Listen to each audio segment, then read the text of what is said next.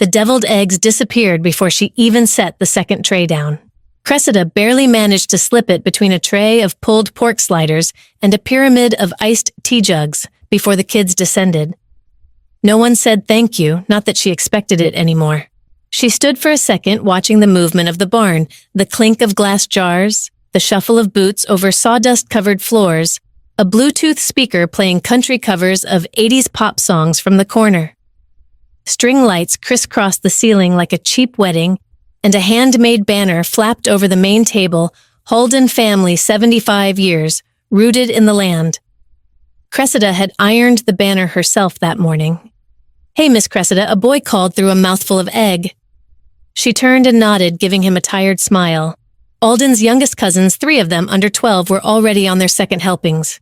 The kids' table had been set up near the south wall, a row of collapsible tables with red plastic cups and crayons scattered over butcher paper. That was her assigned spot, not officially. But there was no seat for her at the adult table. No name card, just a silent understanding. She sat down between the cousins, brushing crumbs off the edge of her chair, and tried not to feel the sting of it. She had lived on this farm for 5 years. Married to Alden for 4. She had painted the kitchen cabinets, fixed the barn roof with her own hands one brutal March, and cooked for every holiday since she'd arrived. And still, she was Alden's wife. Not a Holden, not really. Not when Mavis still introduced her to out-of-town guests with, "This is Cressida, our DC lawyer girl, who gave it all up for farm life."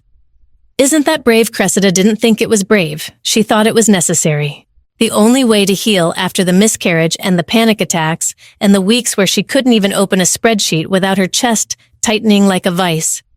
She'd left DC to breathe again, and she found Alden. Or maybe Alden found her.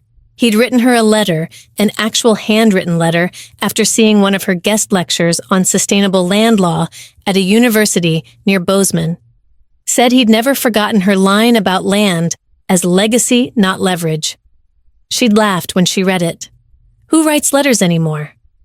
But something in the way he described his family's 4th-generation farm made her pause, not because it sounded idyllic, but because he didn't romanticize it.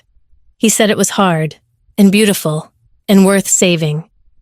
They got married after a year. Quiet ceremony, no registries, no white dress, just vows exchanged beneath an aspen tree behind the barn. Now she was here, 5 years in, watching Nate Holden, the golden boy, the son who never left, get toasted as the soul of the soil. Mavis had taken the mic about 10 minutes earlier. Her voice, even in her late 60s, still carried like a woman who'd never been interrupted. She wore her pearl earrings, a pressed denim jacket, and the same rigid confidence she used when arguing with the feed supplier over delivery costs. And through fire flood and foolish ideas, Mavis said with a wry smile, this land stood firm, because someone stayed to defend it. Cressida didn't have to guess where that was going. Mavis walked across the barn floor and stood beside Nate. This one, my youngest, the one who never gave up, never chased the city, never thought he was too good for hard work. The room erupted in polite clapping, but some claps hit louder than others. Nate, red-faced, dipped his head humbly, but he was already smiling. He'd probably practiced that smile in the mirror. Cressida picked at her potato salad with a plastic fork and felt the weight settle deeper behind her ribs. They didn't know. None of them. Not Mavis, not Nate, not even Alden. She caught a glimpse of her husband leaning against a post near the punch bowl, chatting with Uncle Raymond about calving schedules. He looked relaxed content in that worn brown flannel she liked most on him.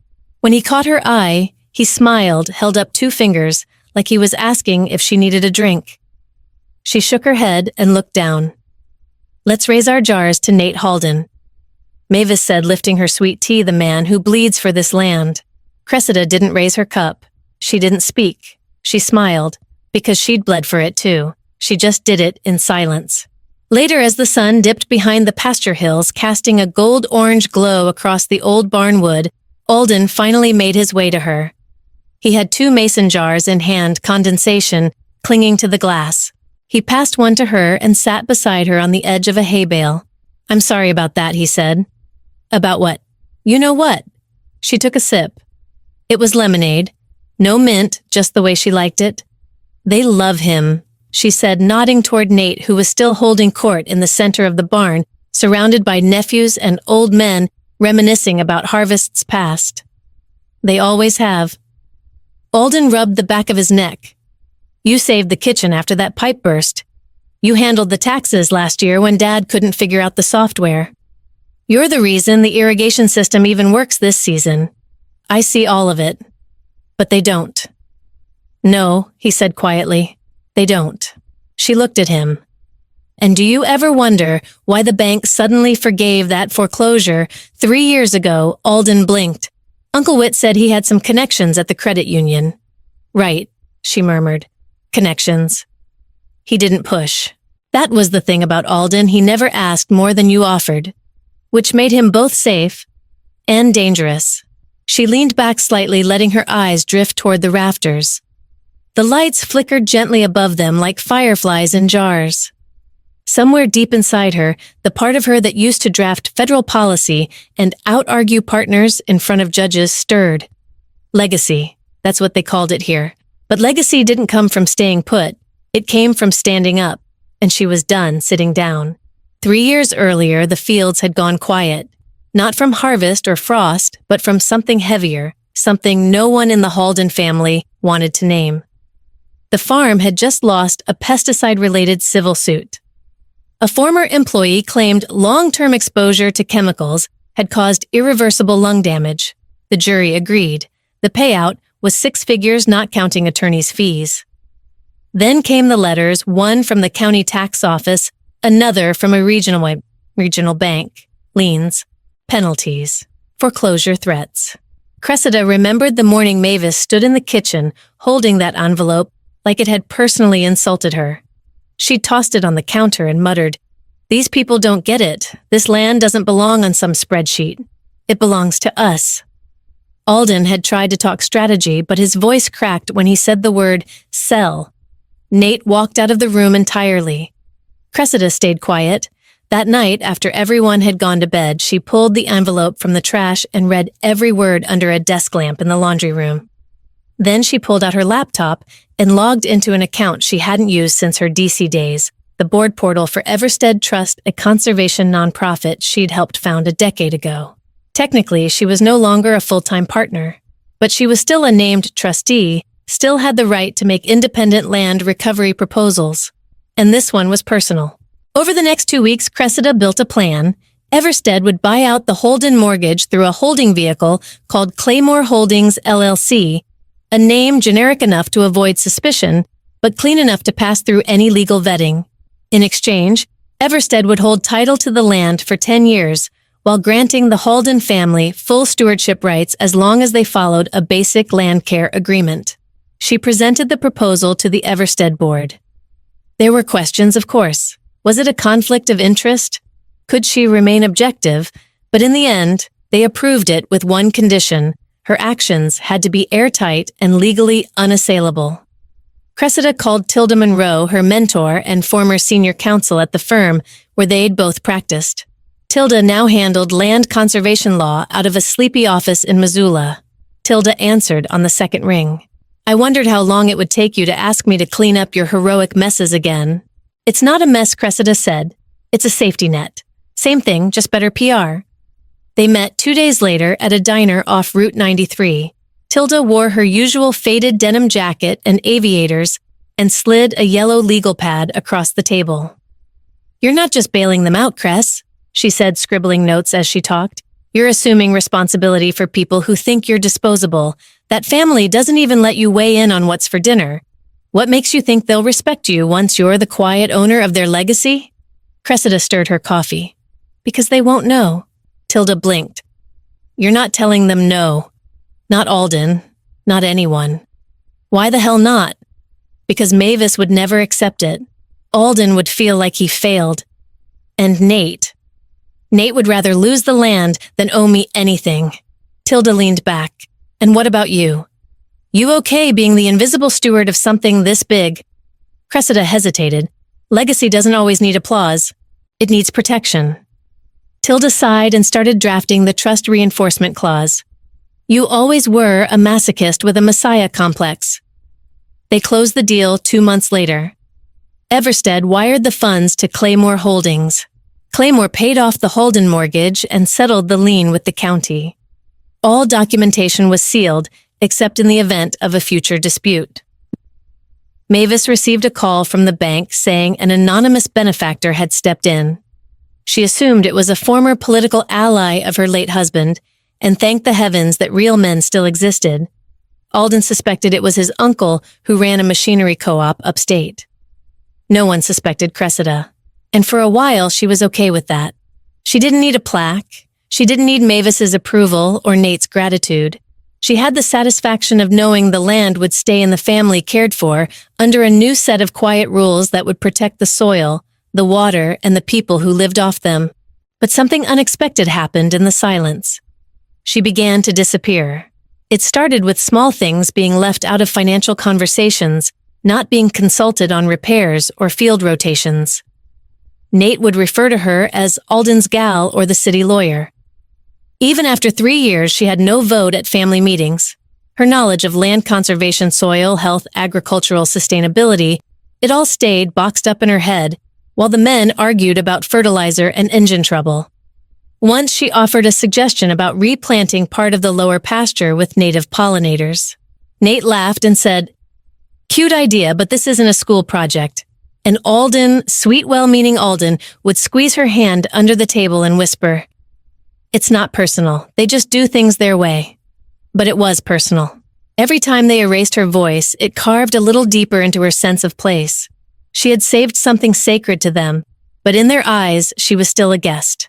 And now, sitting at the kids' table at the 75th anniversary while Mavis toasted Nate for saving the farm, Cressida felt something shift inside her. Not anger, not yet, but a kind of slow-gathering certainty.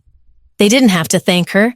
They didn't even have to like her, but they were going to learn soon exactly who they were standing on. And what happens when the ground you dismiss decides to speak. The dining room table was too polished. Mavis had pulled out the good china, the white porcelain with the gold trim they only used for holidays or funerals, and the silver flatware that hadn't seen the light of day since the last governor's visit.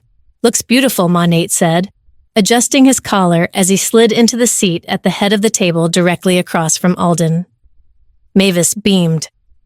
"Well, it's not every day we talk about legacy." Cressida was 2 seats down between the butter dish and the green bean casserole she'd made. Again, her place card read Cressida A.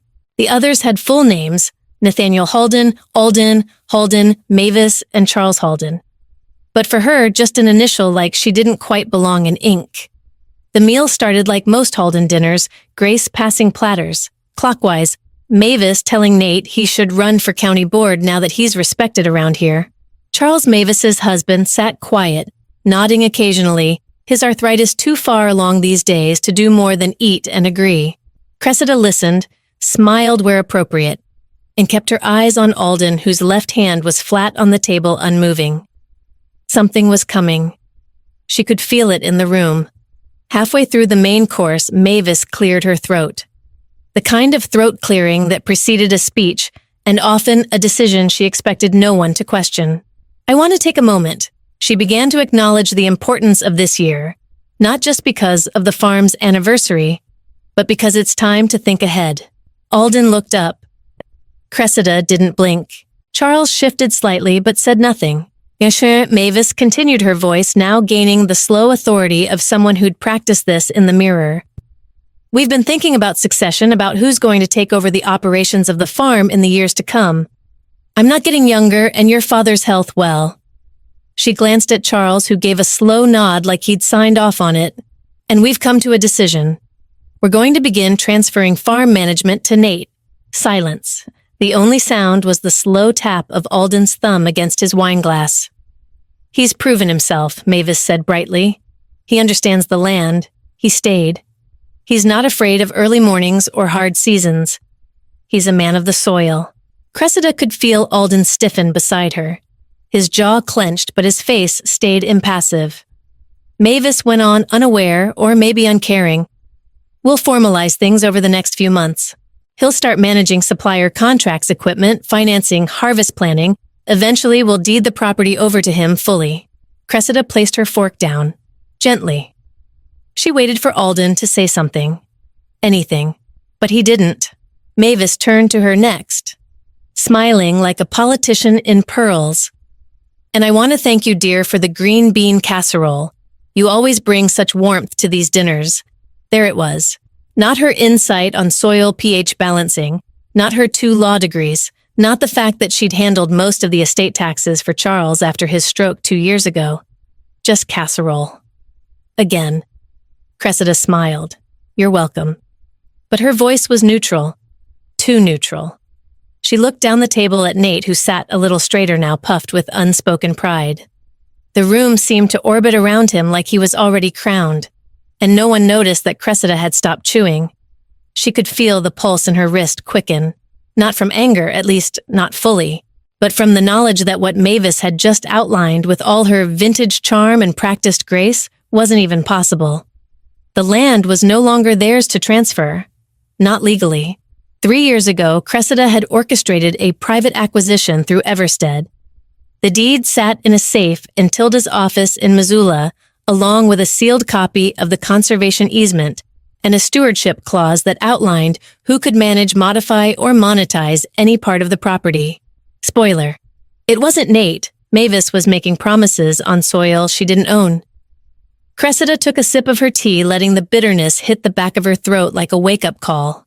Across the table, Alden finally spoke. Ma, he said softly. You're saying this is final? Mavis looked at him like a boy who'd just missed the school bus. Well, of course it is, dear. We've thought long and hard. And I think it's best you focus on what you're good at. You and Cressida are so great with numbers. Maybe help Nate with the books. Cressida felt the words like a slap. Help with the books. As if she were some kindly assistant filing receipts, not the woman who'd quietly bailed them out of foreclosure and had the documents to prove it. She wanted to scream, to throw the damn green beans across the room and tell Mavis exactly who held the deed under her nose. But she didn't. She breathed and smiled, because people underestimate quiet women, and Cressida had learned long ago that silence wasn't always surrender. Sometimes it was strategy. She reached for her glass again, lifting it slightly as Mavis continued detailing Nate's upcoming responsibilities. Cheers to the next generation, Mavis said, raising her wine. Cheers, Cressida echoed. But her eyes were already calculating the next move. Because what Mavis didn't realize, what none of them realized, was that succession had already happened.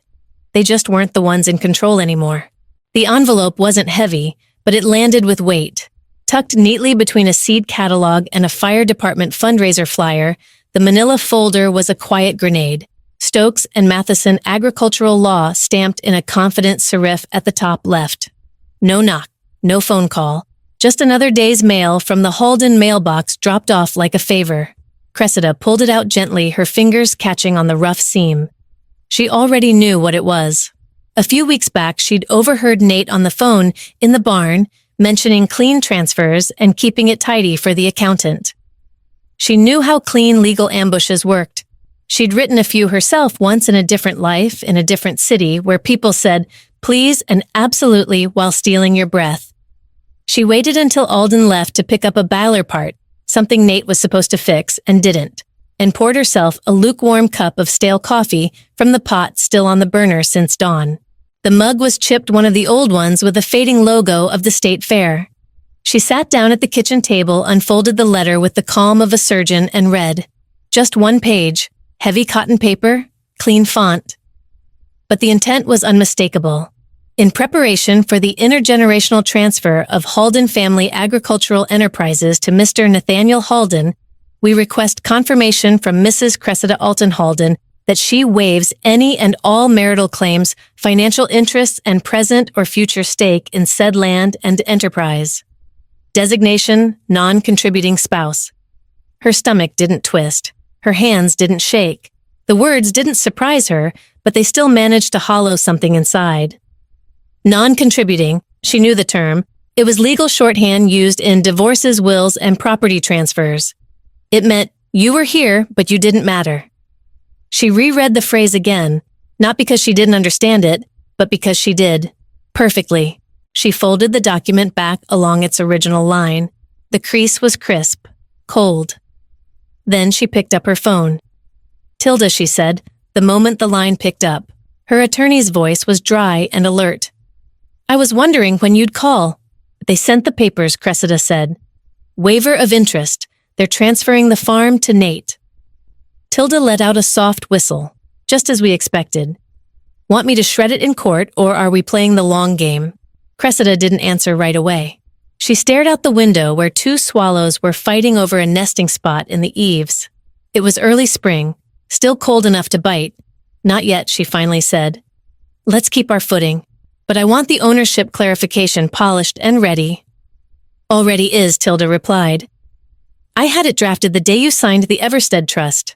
Just needed your word to file." "You have it." Tilda's voice softened. "You okay?" "I'm steady," Cressida said. And she was, just heavier. The plan had always been quiet. 3 years ago, during one of Alden's worst seasons, when the drought broke the corn and the bank called twice in 1 week, Cressida had made a choice. She used her remaining premarital funds and transferred the Halden land debt to a conservation trust she'd quietly formed called Everstead. She became the legal trustee under contract that preserved the acreage from industrial development in perpetuity. It saved the farm. It saved their pride. And it kept her silent. She hadn't wanted control. She'd wanted security for them, for Alden, for the soil that had already been stolen once from people who couldn't afford lawyers. She had documents to prove it, stewardship logs, soil rehabilitation studies, water audits. She didn't shout it. She just did the work. Now they wanted her to sign it all away, as if she'd never been there, as if casseroles and crop rotation reports and 3 years of managing the books didn't count. She let the waiver sit on the table, glaring quietly under the kitchen light. That night, Alden returned home with a busted part and a distracted look. "Didn't fit," he muttered. "Gotta drive to Bozeman next week." She nodded and asked about dinner. They ate leftovers and cornbread. He kissed her on the cheek. She kissed him back. The next morning, she emailed the law firm. "Thank you for your correspondence. I'll be reviewing the documents with my legal counsel." Nothing else. No emotion. Just a line in the sand. By midweek, the shift had begun. Mavis greeted her in the barn with exaggerated warmth. "Darlin', you're just the glue, aren't you? Thank you again for keeping that casserole warm last Sunday." Glue, not partner, not steward. Just something to hold the edges while the real players made decisions. Nate's truck started appearing more often. She overheard him talking with a seed supplier on speakerphone in the garage. "We'll be transitioning over management soon," he said. New generation taking the reins. She didn't confront him, not yet. Instead, she walked the perimeter of the east pasture, checking the conservation markers she'd installed.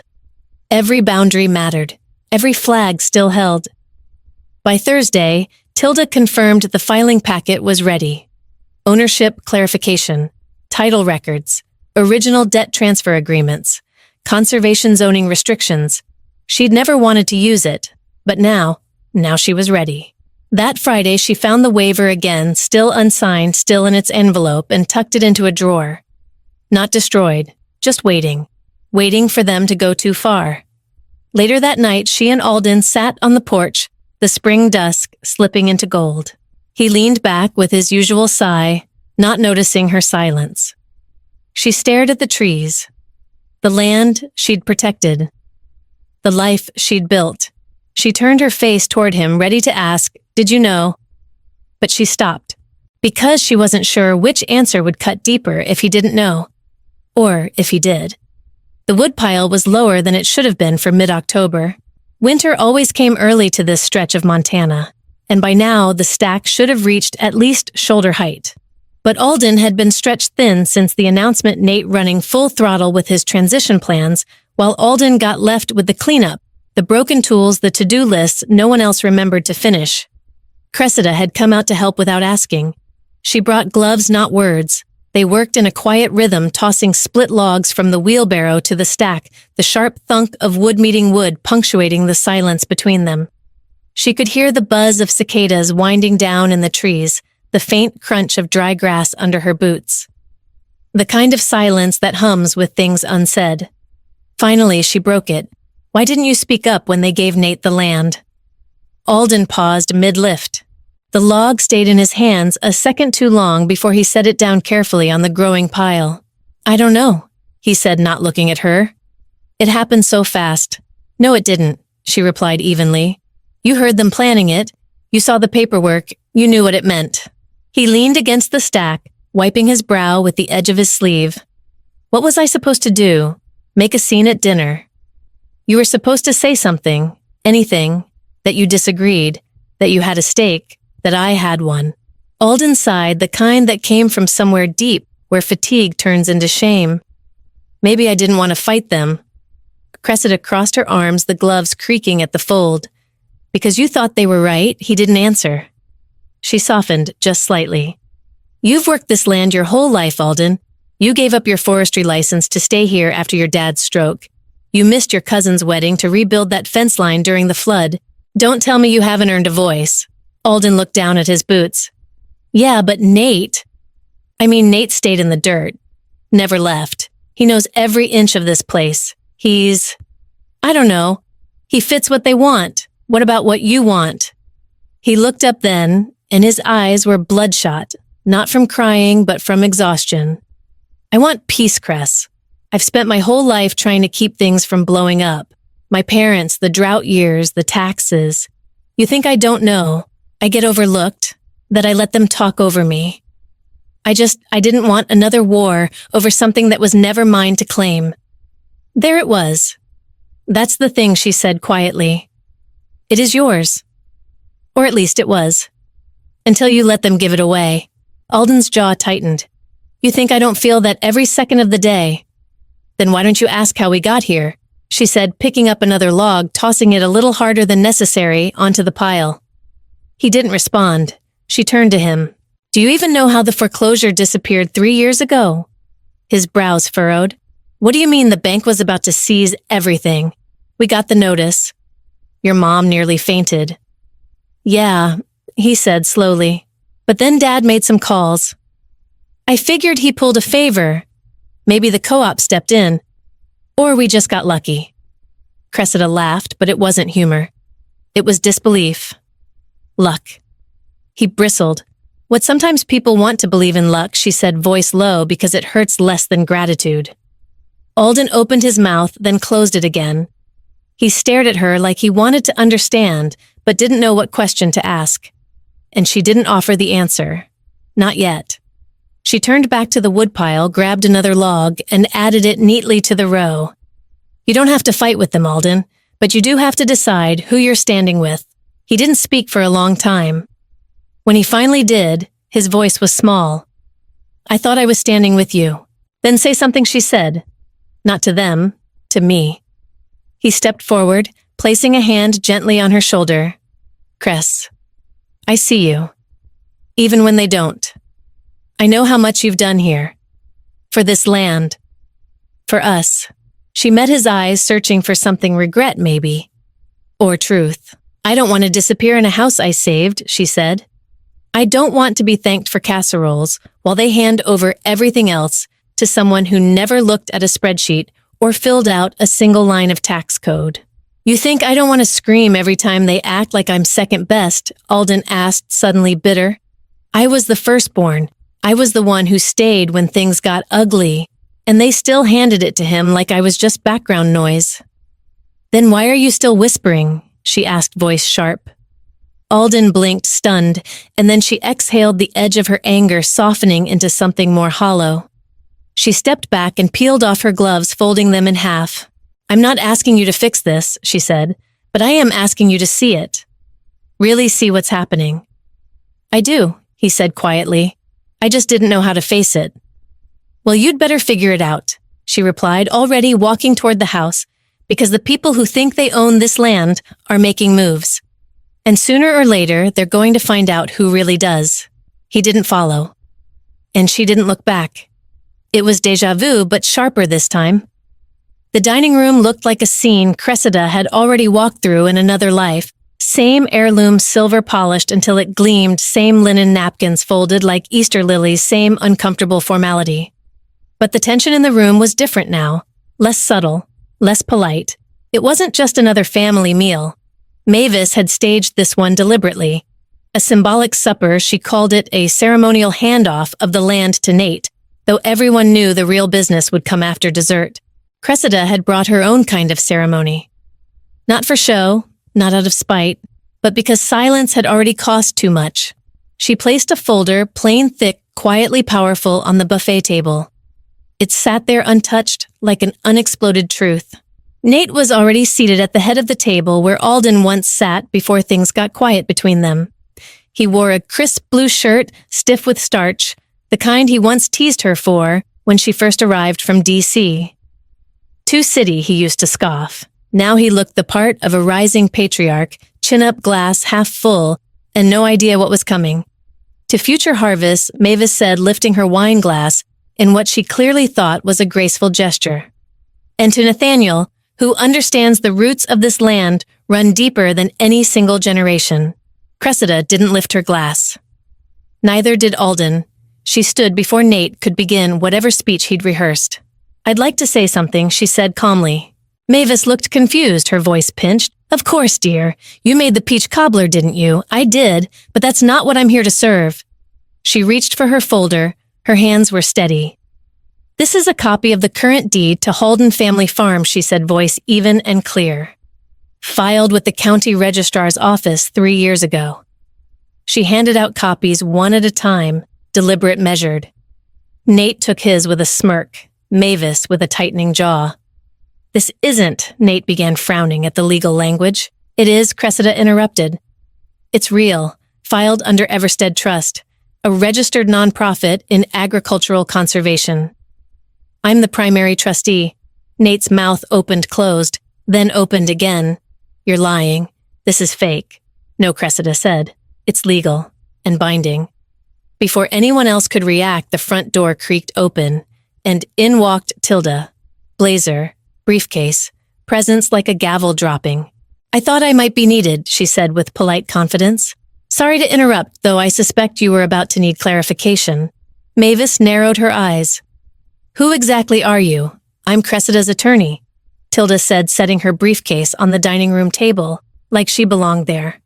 "Also legal counsel to Everstead Trust, which since July 3 years ago owns legal title to this property. Acquired via debt absorption and contract release." "You tricked us," Mavis whispered, her voice trembling. "No," Cressida replied. "I protected you, and you never asked what it cost." She turned to Nate, who had gone pale. "When the lawsuit came and the foreclosure letters followed, Alden wanted to refinance. You refused outside help. You said you'd rather lose the land than take charity. So I didn't offer charity. I offered structure, quietly, without asking for applause." "You bought our land," Nate spat. "I saved your land," she said, voice steel beneath silk. "I used my money earned before I ever wore this ring to buy the debt, protect the acreage under conservation status, and register Everstead as the holding trust. No drilling, no fracking, no development. I gave it legal roots, something stronger than inheritance." Mavis's face had gone stony. "This is betrayal," she said. "You did this behind our backs." Tilda stepped in. "It's contract law, with full signatures from both you and Nathaniel. You didn't read what you signed, but you did sign it. I have the notarized copies here." She pulled them out like cards from a magician's deck. Nate turned to Alden, face flushed. "You knew," Alden shook his head slowly. "No, but maybe I should have. When the foreclosure letters stopped showing up, I just didn't ask. You let her do this." "She didn't need permission," Tilda said sharply. "She took responsibility. You're confusing that with theft." The room fell into stunned silence. Cressida looked around, then spoke softly. "I didn't do it to own this land. I did it to keep it whole, for your children, and mine. But I've spent years being the invisible one at this table, the helper, the extra chair, and I'm done." She turned to Mavis. "You praised my biscuits and my work ethic, but never my mind. You gave me kitchen tasks and legal blindfolds. But I saw everything. I held it all together while you acted like I was just convenient. I want no revenge, but I do want credit and choice and a voice. Mavis blinked rapidly, but said nothing. Nate rose from his chair, knocking it back. You gonna kick us out? Rewrite history. Cressida didn't flinch. No, I want what I earned. A vote and a say in how this place evolves. Because I gave it more than casseroles, I gave it security. Alden spoke at last. She did, whether we saw it or not. Tilda, ever efficient, handed each person a folder. Inside are records of the debt absorption conservation filings and annual reports. Everstead Trust is transparent. Cressida never hid a thing. You just never asked. She placed a card on the table. If anyone wants to contest the filings, my number's on the back, but I'd advise reading the fine print first. Nobody touched dessert. Nate stormed out. Mavis stayed seated, silent, hands trembling. Alden stared at his empty glass like it might offer answers. Cressida didn't slam the door when she left. She didn't need to. Her truth had already hit the walls and it was still echoing. The house was too quiet after the storm. The kind of quiet that didn't feel peaceful, just hollow.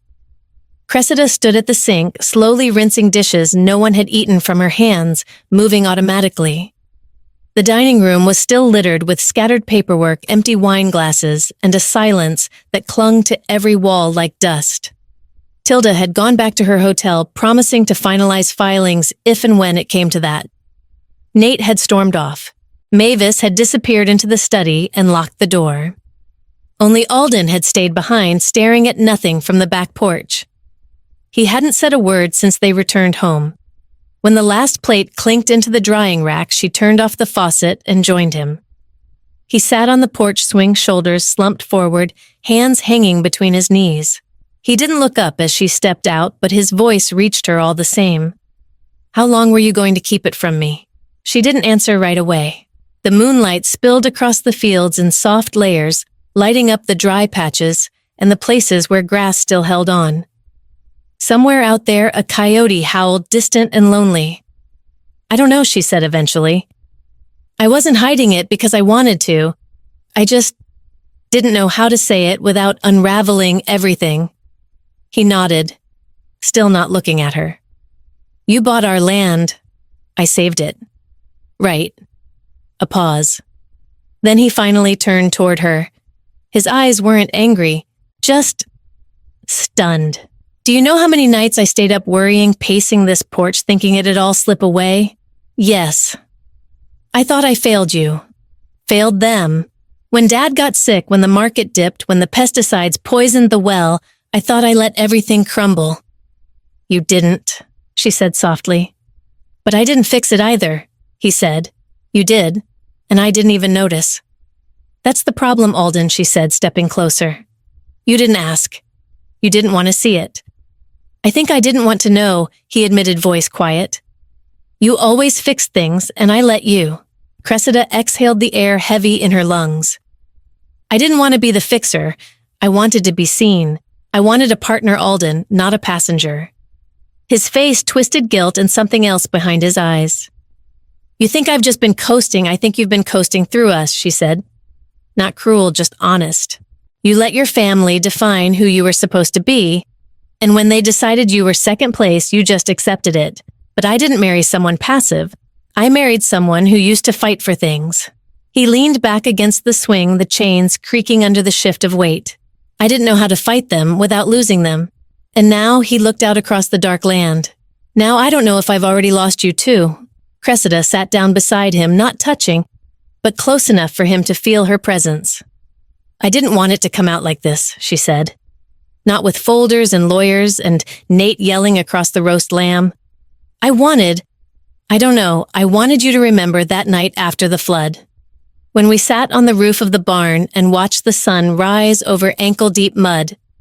You looked at me and said, whatever we lose, we rebuild it. Together. That's the man I trusted. He closed his eyes. I remember. They sat in silence for a while.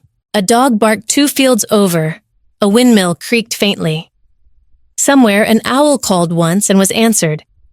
Finally, Cressida said, I think we need space. Alden's head turned sharply. "You're leaving. Not permanently," she said. "Just for a week. I need time to think, and I think you do too." He nodded slowly. "Where will you go?" "The cabin on Marigold Ridge. The one we stayed in that first fall." A small, bittersweet smile tugged at his mouth. "You brought the wrong sleeping bag and we spent the whole night in one zip together." She let the memory hang between them. "I'm not leaving because I'm angry. I'm leaving because I need to hear myself think without hearing what they think of me. And maybe you need that too. I don't want you to go, but I think you know I need to." He swallowed. "Will you call me after a few days? And when you come back, we figure out what this means. For us. For the land. For the life we're building, not just the one we inherited." Alden looked down at his hands. "I want to be better at this. At seeing you, then start by seeing yourself, not as their son, as you." She stood, pausing for just a moment. He didn't stop her. Didn't reach. But his eyes followed her as she stepped down the porch steps and into the night, the soft crunch of gravel marking her path. She didn't take much, just a duffel bag and a folder of documents that reminded her of who she'd had to become to survive this family. The rest would wait. In the silence of the pickup truck as the headlights cut across the field and the house shrank in her rearview mirror, Cressida whispered aloud what she couldn't say in the kitchen earlier. "I never wanted to own the land. I just didn't want to be erased from it." The knock on Mavis's door was soft but deliberate, not the kind that asked permission, the kind that announced presence. Cressida stood with the early afternoon sun warming her back and a file tucked under her arm, not the legal kind this time, but sketches and notes, the beginnings of a vision she hadn't dared share until now. Inside, she heard the rustle of fabric, the pause of footsteps. Then the door opened, and Mavis stood there smaller somehow than she had been at the dinner, less matriarch, more woman. Her silver hair was pinned back loosely. No makeup, no pearls, just a cardigan and slacks, and eyes that held both suspicion and something else. "You came," Mavis said, as if surprised. Cressida nodded. "I didn't come to fight. I came to talk." Mavis hesitated before stepping aside. "Then come in. I won't offer coffee. Feels dishonest." The living room was cleaner than expected. A fire half built in the hearth. An Afghan folded neatly over the arm of the chair. On the mantel, a photo of her late husband Russell holding a newborn Nate like he was made of glass. They sat not across from each other, but angled like two puzzle pieces, unsure if they belonged in the same picture. "I should start," Cressida said, "because I think you deserve to hear it first. This land. It's not just a property. It's a future. I didn't save it to prove something. I saved it because I believed it was worth preserving, including the people who built it." Mavis's eyes flickered. "That why you handed out those deeds like party favors?" Cressida didn't flinch. "That was the only way you would listen." Silence stretched between them, long and taut. Then Mavis leaned back, exhaling a breath that had been sitting in her chest for years. "You remind me of someone," she said, her voice suddenly quieter. "My mother." Cressida tilted her head. She hadn't expected that. Mavis's eyes drifted to the fire that wasn't yet lit. She had fire too, owned it quietly, until it burned her. "What happened? My first pregnancy, I was 18. My husband Russell was kind, but old-fashioned. Everything went in his name. The house, the acreage, even the damn pickup truck. I signed papers I didn't understand, because that's what good girls did." Cressida didn't speak, just listened. "When my mother died, my brothers sold off her land before I could even drive up to the funeral. Said it was for the family's good." Mavis's voice cracked just slightly. "I had no say, no seat, no claim. And I told myself that day never again would I let a woman in unless she knew her place. The bitterness didn't come from cruelty, it came from bruises long covered. So you tried to box me out," Cressida said gently, "because you thought I might walk away with it all." "I thought you were temporary," Mavis admitted. "Polished, from D.C. You cut your vegetables wrong and never learned how to wrap twine tight enough to hold a hay bale." Cressida gave a small smile. I still can't wrap a hay bale.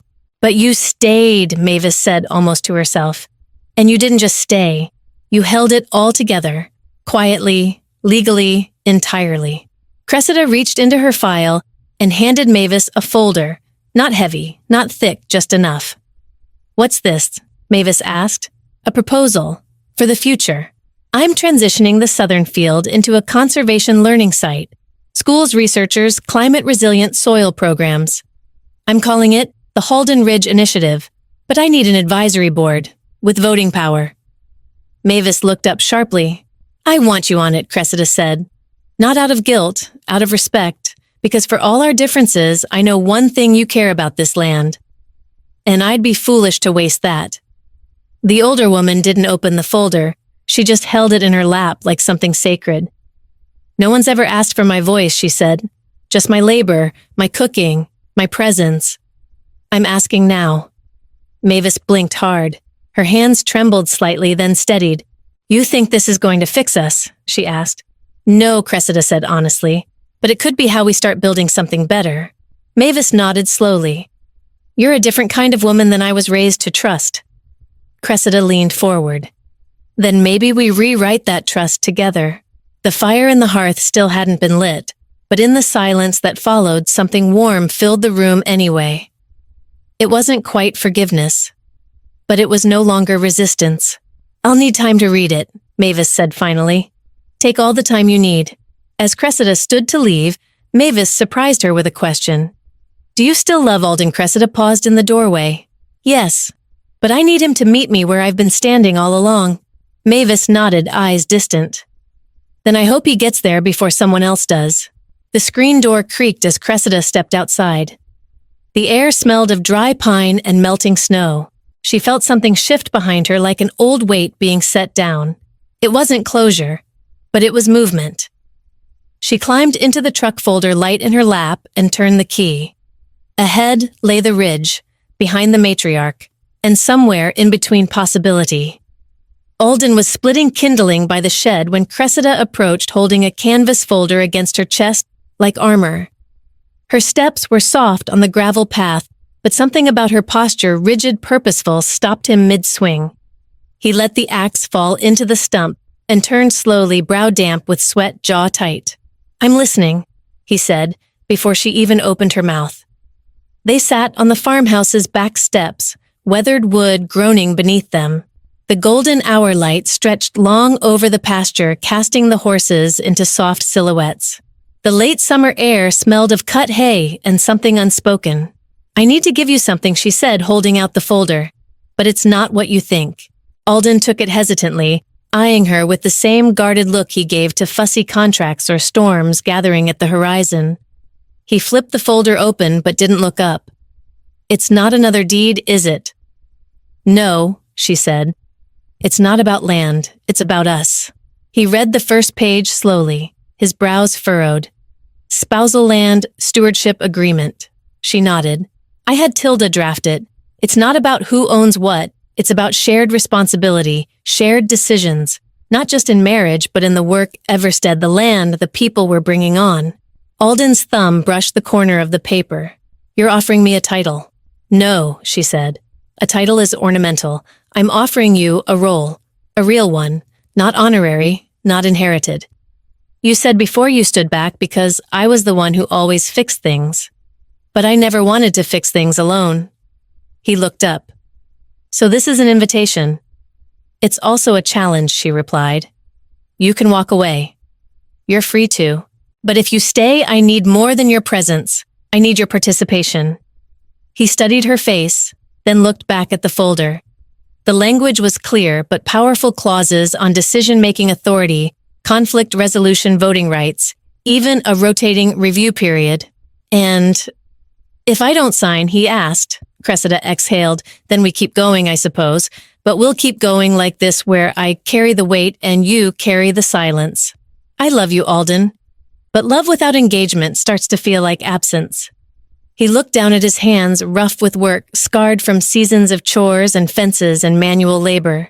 I thought I was helping you by staying out of the way. You thought quiet was the same as support, she said gently. But I needed someone beside me, not behind. Alden turned the page.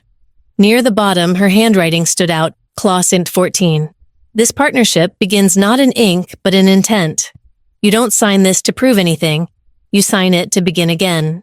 He touched the ink with a fingertip. You still believe in me. I wouldn't be offering this if I didn't. They sat in silence, the last light of the day painting the fields gold.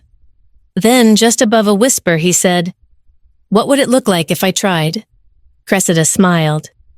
"We just launched a soil regeneration project in the southern fields. I want you to shadow them. Learn what Everstead is becoming, ask questions, touch the ground. You want me to play in the dirt," he said dryly. "I want you to understand what we're protecting. And if I fail, you will," she said without hesitation. So did I. But the people who show up and try again, those are the ones who matter. That night, Alden stayed up after she went to bed. The folder sat open on the coffee table, illuminated by lamplight. He read each clause again, this time slower. The language didn't scare him, it grounded him. The final signature line stayed blank for hours until just past midnight he finally signed, gripping the pen tightly enough to leave a tremble in the ink. When Cressida woke the next morning, the folder sat on her desk. Folded, signed, smudged. 2 mornings later, Alden stood at the edge of Everstead's southern fields, wearing his worn boots and a borrowed notepad from the kitchen junk drawer. Around him, students and scientists crouched near the soil mapping compaction patterns and planting test strips. A woman with sun-weathered skin and a University of Iowa ball cap approached. "You must be the new observer. I'm Dr. Nia Tran. Alden Halden," he said, shaking her hand. "First day, hoping I don't make a mess." "You probably will," she said. "But that's how you know you're not just watching." She handed him a pair of gloves and nodded toward the nearest patch of earth. "We're monitoring how cover crop rotation affects carbon retention." "You up for digging?" He smiled. "I've been digging holes my whole life. Might as well learn what they're for." Later that afternoon, he forgot to feel self-conscious. His notebook was filling up moisture tables, root depth diagrams, even a question about fungal networks he hadn't dared voice aloud yet. But he would. Tomorrow. Back at the farmhouse, Cressida had gone out to tend the herb beds. When she reached for her journal, she noticed a cream envelope tucked neatly between the pages. No seal, no name. She opened it. "I still don't like the way you did it, but I can't say I would have done it better." Mavis's handwriting was unmistakable, sharp, deliberate strokes that always looked like they'd been carved, not written. No signature, no apology, just honesty. Cressida folded the letter and tucked it into the back of the journal. That was all she needed for now. On Friday evening, she stood at the kitchen window with a mug of tea, watching Alden in the distance. He was kneeling beside Dr. Tran, measuring root bundles, gesturing with his hands as he asked something she couldn't hear. But she didn't need to hear. His presence said enough. That night, as the sky turned violet and the stars blinked into view, they sat together on the porch swing. No pretense, no big declarations. "You know," Alden said quietly, "I used to think the best thing I could do for you was to stay out of your way. You thought stillness was safety," she said. "It's not. It's just stillness." He nodded, but showing up scared me. What if I wasn't enough? Cressida looked at him for a long moment. "You don't have to be perfect. You just have to be real." He exhaled. "Do you think Everstead has room for someone like me, someone late to the fight?" She reached for his hand. "That's the only kind of people it's built for." He smiled. "I don't know what I'm doing. You're doing it now." The porch creaked beneath them. Crickets sang in the distance. In the silence, there was no resentment, no old blame, only choice, and the act of making it again. The next morning, Alden arrived early. He was the one who unlocked the shed, who prepped the soil test kits, who asked where the composting guidelines were stored. When Dr. Tran laughed and said, "You planning on replacing me already?" he blushed, but didn't back down. "No," he said, "just catching up." Cressida watched from the tree line, arms folded over her chest, the wind catching her hair. And for the first time since the battle over the land, she felt something shift, not in the soil, not in the house, but in the space between them. He wasn't just standing beside her anymore. He was walking next to her, and that made all the difference. The East Field had never hosted anything like this. Rows of folding chairs fanned out beneath a cream-colored tent, anchored by bales of hay wrapped in burlap and topped with jars of native grasses. Wild sunflowers swayed at the perimeter, planted by local school kids as part of a restoration program. The Halden farm, once a closed legacy, was now a model site for regenerative agriculture education and, yes, equity. Cressida stood near the podium, clipboard in hand, watching the parking area fill. There were pickups and Subarus, a few dusty hybrids, even one chartered shuttle from Missoula. A banner flapped gently behind her, Women Shaping the Land, Environmental Law Meets Agriculture. She had written the title herself. Inside the barn, long tables were arranged for breakout sessions. Each one bore a placard, Soil, Health and Statutes, Indigenous Stewardship, Women and Water Rights. She could hear the buzz of conversation already. Laughter, questions, curiosity. It had taken months to pull this off. Months of grant-writing phone calls, planning meetings and zoning permits. But here it was, her vision, alive and standing on the very ground that not so long ago had been nearly signed away without her name, without her voice. Alden came up beside her wearing his best pair of jeans and a clean button-down shirt that still bore a faint soil stain on the cuff. She reached over and fixed his collar, an old habit. He grinned sheepishly. "You ready for your big moment?" she asked. He looked toward the growing crowd. "I'd rather shovel manure." "You did," she said. "That's why you get to introduce me." He exhaled. "Right." A few minutes later, Alden stepped up to the small wooden platform, tapped the mic once, and looked out at a crowd of farmers, attorneys, students, and journalists. People who had come not just for knowledge, but for witness. "My name's Alden Halden," he began, "and if you'd told me a year ago that I'd be standing here to introduce the woman who redefined our entire farm, I'd have thought you'd gone soft in the head." Polite laughter. He smiled, but his voice caught a bit on the next line. "See, I grew up here, and I was taught that legacy meant land. That the one who stayed got to decide what happened next. But I missed something, a big something. Because the person who actually saved this land didn't do it loud. She didn't demand credit. She just did what needed doing." He turned toward the side of the tent. "Please welcome my wife, Cressida Alton Halden."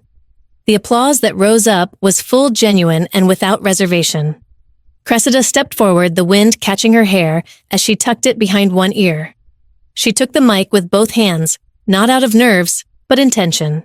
"When I arrived at this farm 9 years ago," she began, "I was handed a plate of deviled eggs and told where to sit." Some laughter. "That day, I didn't know the soil composition. I didn't know the irrigation lines or the family feuds.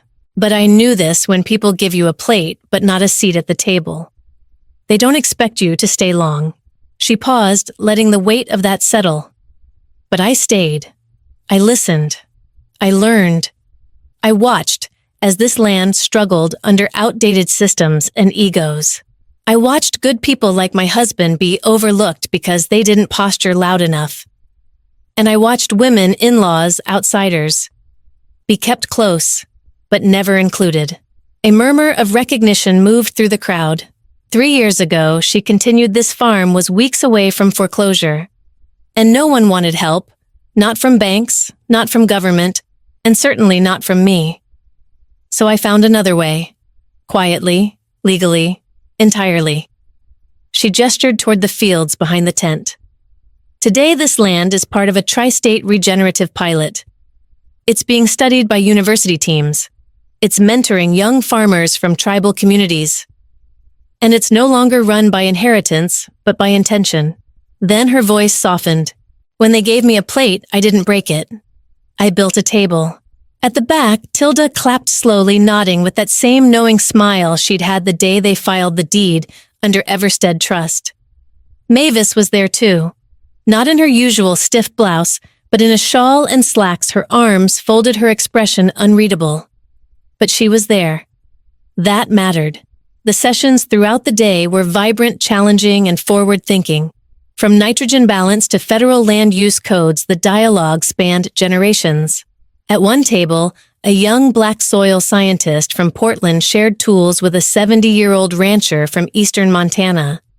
At another, two native women from the Salish tribe spoke about sovereignty and seed preservation. Cressida moved between them not as host, but as translator, as bridge. During lunch, Alden found her beside the old tractor shed sipping iced tea. "You know," he said, leaning on the post, "I used to think you'd outgrown this place." She smiled at him. "I used to think I had to." He reached into his pocket and pulled out a folded envelope. "Mavis wrote you this."